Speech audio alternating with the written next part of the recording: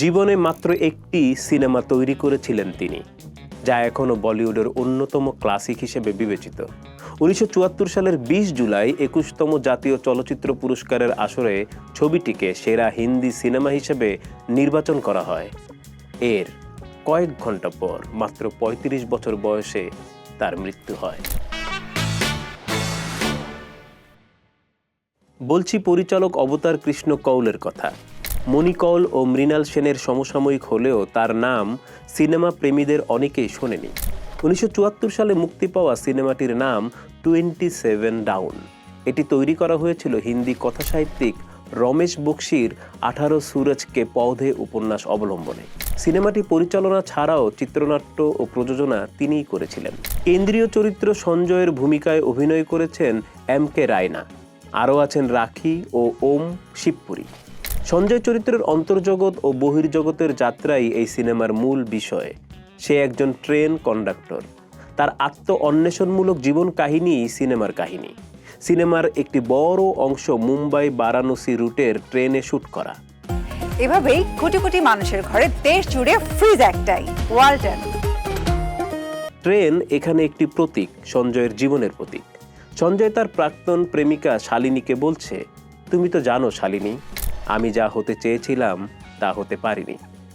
আমি একটি লম্বা চলার পথ চেয়েছিলাম, কিন্তু পেলাম রেল লাইন।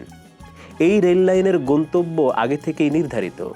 লাইনের বাইরে যাওয়ার সুযোগ নেই। আমি এখন ক্লান্ত।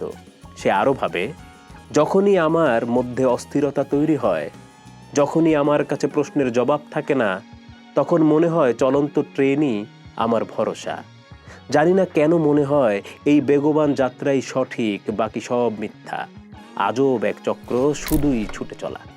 সিনেমাটি ট্রেন দিয়ে শুরু হয়, ট্রেনেই শেষ।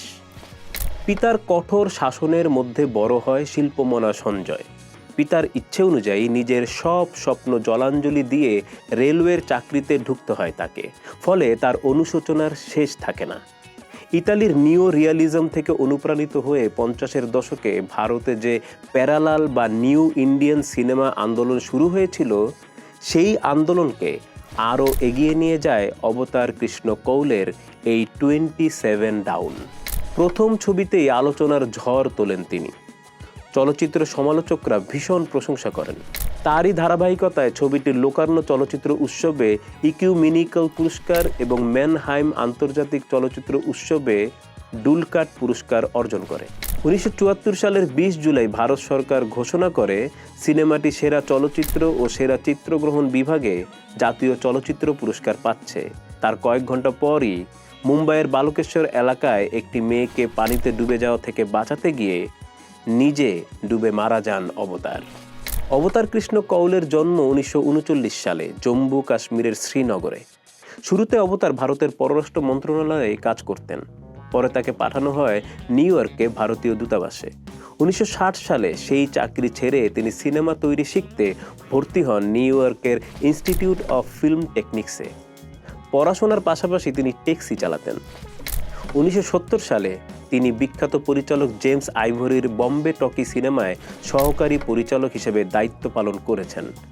14 বছর প্রবাস জীবন শেষে তিনি ভারতে ফিরে এসে মাত্র 2 লাখ টাকায় নির্মাণ করেছিলেন তার প্রথম এবং শেষ সিনেমাটি। সঙ্গে থাকুন, দেখা হবে, কথা হবে সিনেমা নামার পরের পর্বে।